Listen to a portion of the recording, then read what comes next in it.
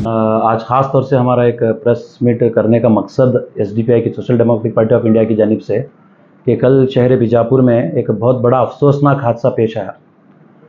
हम ये एक बड़ी कमान के पास में बंगी माइल के करीब एक टीसी का शॉर्ट सर्किट होने की वजह से एक शख्स की जान चली गई और एक शख्स अभी भी आईसीयू में मौजूद है। एक मूसा इनामदार नामी शख्स जो कि इस हादसे के शिकार हुए।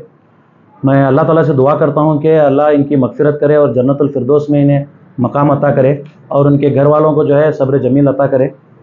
और मैं साथ ही साथ बड़ी ज़िम्मेदारी के साथ आज प्रेस कॉन्फ्रेंस में कहना चाहता हूँ कि बड़े लंबे अरसे से हम इन हादसात का डर होते हुए, हमें इन मामलात का डर होते हुए हम लोग कमिश्नर साहब से और जो है कॉरपोरेटर से और जो है डीसी साहब से लगातार 14 महीनों से हम टच में हैं।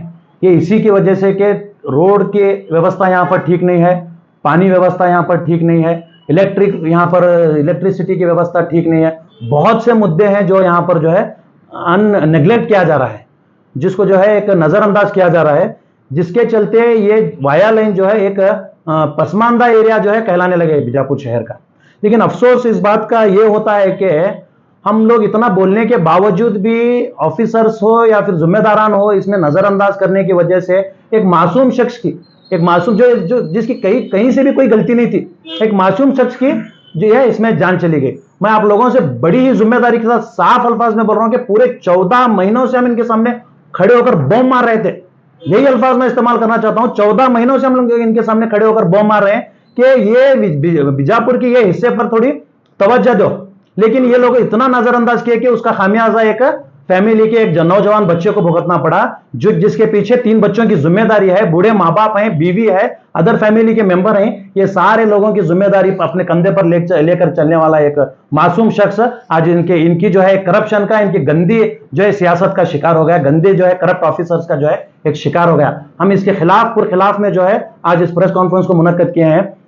मैं साफ अल्फाज में बताना चाहता हूं कि एक तो एक जान चली गई, दूसरा शख्स जो है आईसीयू में अभी भी एडमिट है, अल्लाह करे उनकी जल्द अज जल्द शिफायाब हो। लेकिन मैं जिम्मेदारान को ये बात बताना चाहता हूं कि आपकी नजरअंदाजी की वजह से एक शख्स की जान चली गई। और मैं कल इसके ताल्लुक से मीडिया में देखा, कल शहर से थोड़ा हम लोग बाहर थे, मीडिया में देखा तो बड़े अफसोस के साथ मुझे कहना पड़ रहा है कि वहां पर चंद लोग, और एक बात मैं बताना चाहता हूं आपको, एक स्पॉट पर जैसे ही होते हुआ तो वहां पर कुछ लीडर्स जमा होकर अल्हम्दुलिल्लाह एक मौके का जो है सडनली उन्होंने एक नेक काम के जरिए जो है उस बंदे को हॉस्पिटल पहुंचाया, दोनों को, उसमें एक डेथ डिक्लेयर की गई और एक जो है हॉस्पिटलाइज हुए, उनकी जान बचाने में वहां के रहवासियों ने भी बड़ी मदद की। लेकिन मैं एक बात बताना चाहता हूं कि कॉरपोरेशन इलेक्शन होने के बाद में कॉरपोरेटर्स अभी भी क्यों खामोश हैं।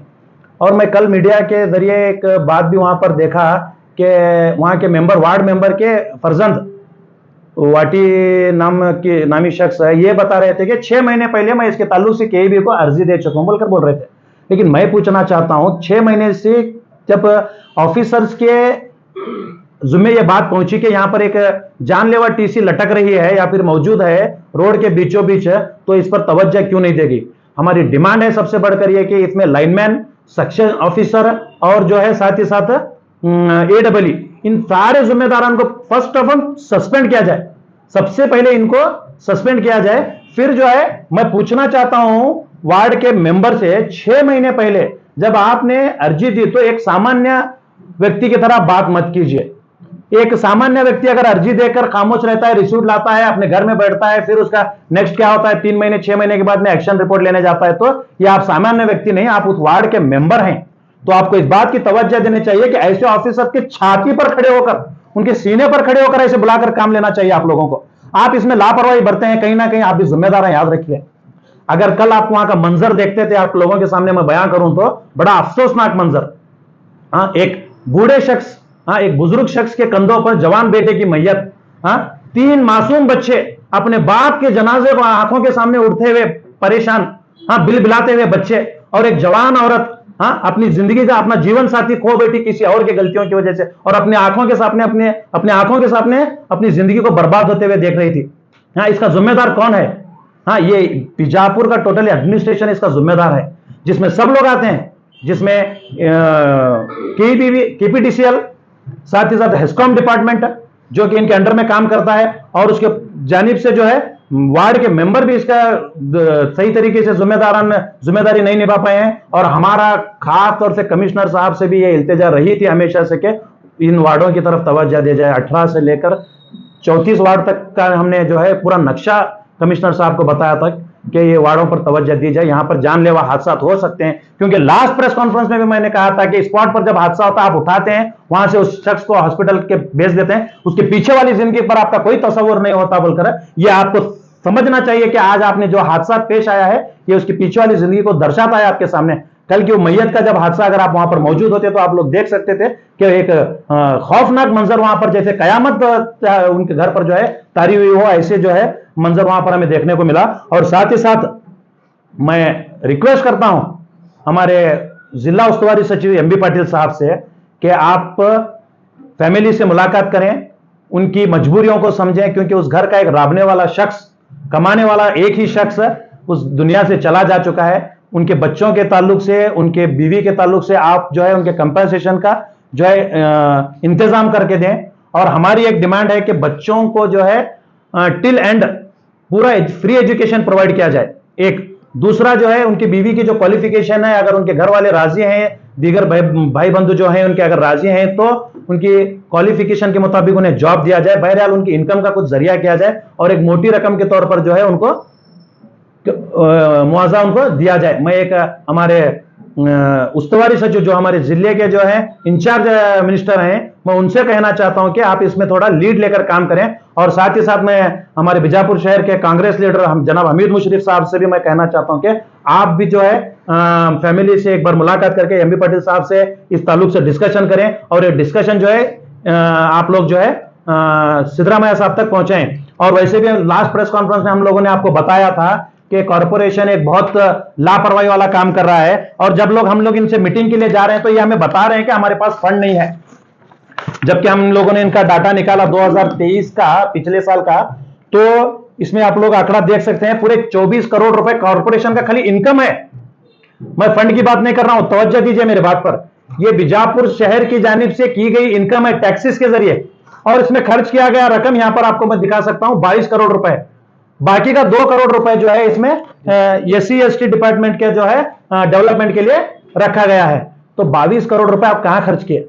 जब 22 करोड़ रुपए टैक्स आपको पहुंच रहा है तो आप अननेसेसरी बातें करके जो है लोगों को क्यों वहां से वापस भेज रहे हैं? और मैं साथ ही साथ ये भी बताना चाहता हूं कि हमारी एक एसडीपीआई की टीम जो है बीजापुर के डेवलपमेंट के ताल्लुक से बड़े पुरजोर से काम कर रही है, जिसमें आज मैं ये सब बताने का मेरा मकसद नहीं है, आज हम कुछ अलग मकसद से हम लोग यहाँ बैठे हुए हैं, लेकिन मैं इन चलते ये बीजापुर शहर में चलते लापरवाहियों के ताल्लुक से ये चीजें आपके सामने एक्सपोज कर रहा हूं कि हमारे सूफी अध्यक्ष उमर पठान साहब ने अब ऑनलाइन जरिए कंप्लेंट की थी। कहां पर? Direct Siddaramaiah office, CM office को डायरेक्ट कंप्लेंट की थी, तो उसका एक रिप्लाई आया था कि पूरा detail please post full details बोल के। उसके बाद हम लोगों ने पूरा डिटेल भेजा, तो वहां से एक रिप्लाई भी आया हमें कि office of the OSD to CM Karnataka बोलकर प्लीज नोट इट बोलकर के काम चला हुआ है वहां पर बोल के एक रिप्लाई आया। अब लोग हम ये भी आज का भी ये जो मुद्दा है हम सीएम साहब के ऑफिस तक पहुंचाएंगे, सीएम साहब तक पहुंचाएंगे। फिर भी शहर के जो कांग्रेस के दीगर जिम्मेदारान है, दीगर लीडरान है, मैं इनसे एक दरख्वास्त करता हूं कि आप अपनी जिम्मेदारी के तहत जो है, वैसे भी मैं हमीद मुशर्रफ साहब के ताल्लुक से बोलूं तो अक्सर ऐसे मामला में उनका इन्वॉल्वमेंट रहता है, तो इसी मामले में भी आप तवज्जो देकर जो है एमबी पाटिल साहब के जरिए ये बात को जो है सीएम साहब तक पहुंचाना जरूरी है, और इन फैमिली को कुछ ना कुछ जो है एक कंपेंसेशन दिलाना जरूरी है।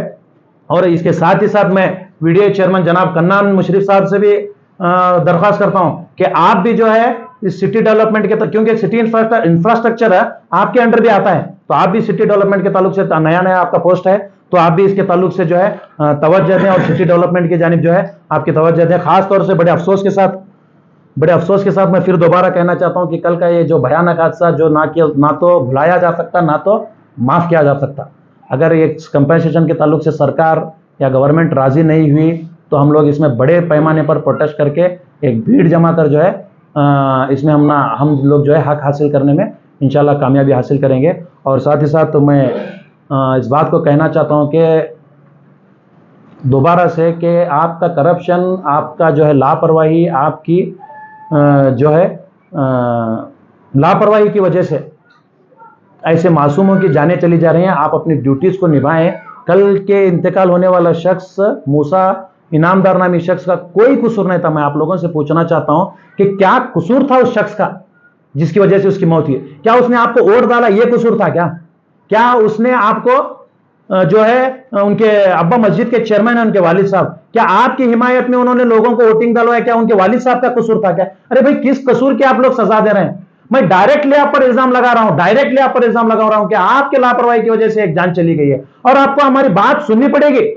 हम आपके कानों को खुश करने के लिए नहीं बोलेंगे, हम कड़वा ही बकेंगे, हम कड़वा ही बोलेंगे। आपको एक्सेप्ट करना पड़ेगा, आप आदत डाल लीजिए हमारी बातों को सुनने की। अगर आप अपनी ड्यूटीज में फेलियर हैं तो हमारी कड़वी बातों को जो है सुनने की आदत आप डाल लीजिए। और मैं कहना चाहता हूं कि अवाम से कहना चाहता हूं कि अपना लीडर जो है सही और ईमानदार चुने। बस मैं इस पर सियासत नहीं करना चाहता किसी किस्म की, क्योंकि एक घर में बहुत बड़ा जो है आज बीजापुर शहर में ही मैं कहना चाहता हूं कि एक बहुत बड़ा जो है हादसा बीजापुर शहर में पेश आया है, जिसकी कोई हम लोग बराबरी नहीं कर सकते। मैं यहां पर बैठकर किसी किस्म की सियासत नहीं करना चाहता। मैं जिम्मेदारान को उनकी जो है ड्यूटीज बता रहा हूं और जिसके घर में इंतकाल हुआ है उनको जो है कंपनसेशन का डिमांड रख रहा हूं। बस इतना। सर, जैसे कि कल जो बड़ी घटना घटी है जिसमें एक की डेथ हुई है, एक सीरियस है, आपने बताया कि कहीं ना कहीं इसमें जो है जो कॉर्पोरेटर है वाडी वो भी जिम्मेदार है, तो इसके अलावा आपको क्या लगता है कि इसके अलावा और भी कौन जिम्मेदार है और क्यों इस तरह की जो लापरवाही वो बरती जा रही है? मैं वही आपको बता रहा हूं कि वो एरिया का लाइनमैन और जो है सेक्शन ऑफिसर और उसके बाद जो है AEE, ये तीनों लोग तो पहले जिम्मेदार हैं और इनका डिपार्टमेंट संबंध आता है हेस्कॉम और KPTCL से, डायरेक्ट KPTCL। हेस्कॉम तो इनके अंडर में काम करने वाला एक ब्रांच है, इसकी भी बहुत बड़ी लापरवाही है और इनके जिम्मेदारान को इमीडिएट सस्पेंड करना, ये हमारी डिमांड है। फिर इसके चलते वार्ड के कॉर्पोरेटर की भी जिम्मेदारी थी, डेवलपमेंट मेयर की भी जिम्मेदारी थी, कमिश्नर की भी जिम्मेदारी थी। बहुत से लोगों ने अपनी जिम्मेदारी को ना निभाने की वजह से आज एक बीजापुर के अंदर बहुत बड़ा हादसा पेश आया। मेयर के बारे में आप नहीं बोल रहे? ऐसा कोई नहीं, हम हमारे शुरुआत में इससे देख सकते हैं, हम सभी के बारे में बोलते हैं। मेयर ऑफिसर्स के लिए सो मेयर क्या कर रहे हैं? मेयर आने का बिल्कुल बिल्कुल, हम लोग स्पॉट पर आकर है।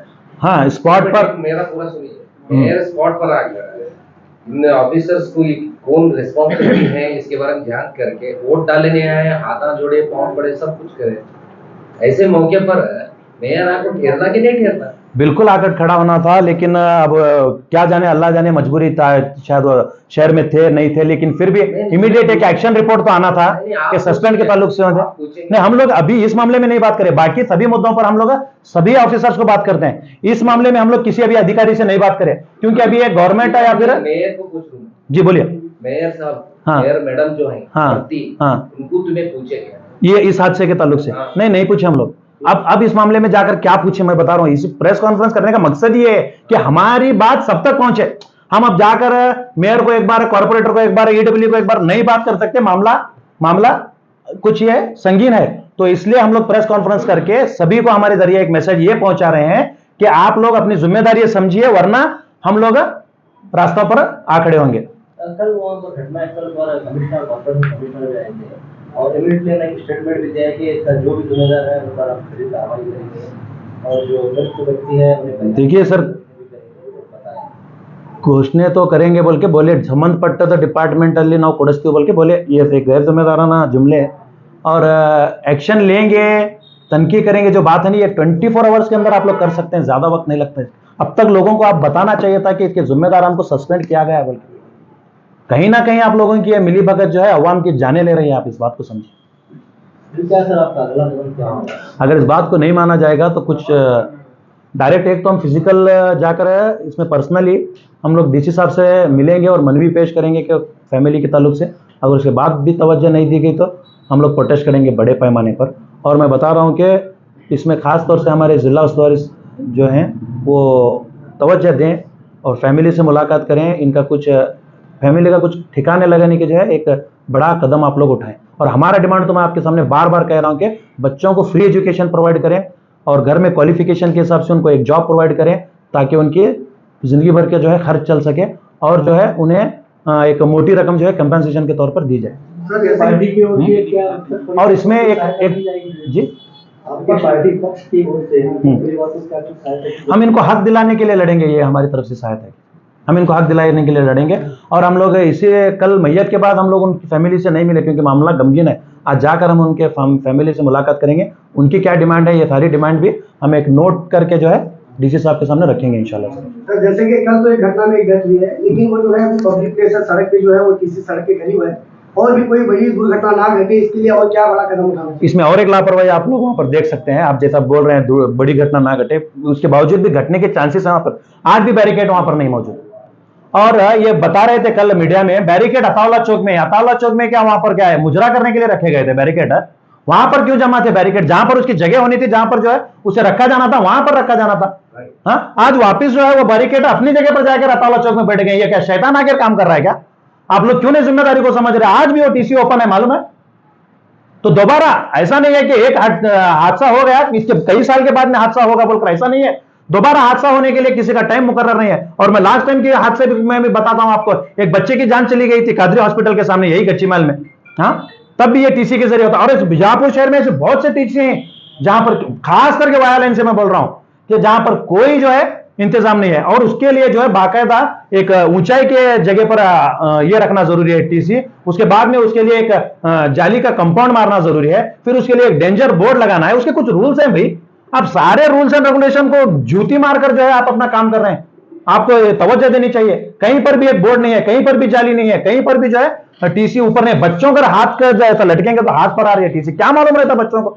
हाँ, वो लटकने की जगह बोल के लटक जाते हैं, वो जिंदगी भर के लिए लटके रह जाते हैं वहां पर, आप लोगों की लापरवाही की वजह से। लाइफ स्टाइल फर्नीचर का धमाकेदार ऑफर, 65% धमाकेदार डिस्काउंट वाले ऑफर के साथ नए दौर के बेमिसाल डिजाइन की भरमार। Life style furniture, Chandni function hall, Ambedkar stadium, Bijapur, 18 जुलाई से 31 जुलाई तक। जल्दी करें, ये ऑफर लिमिटेड है।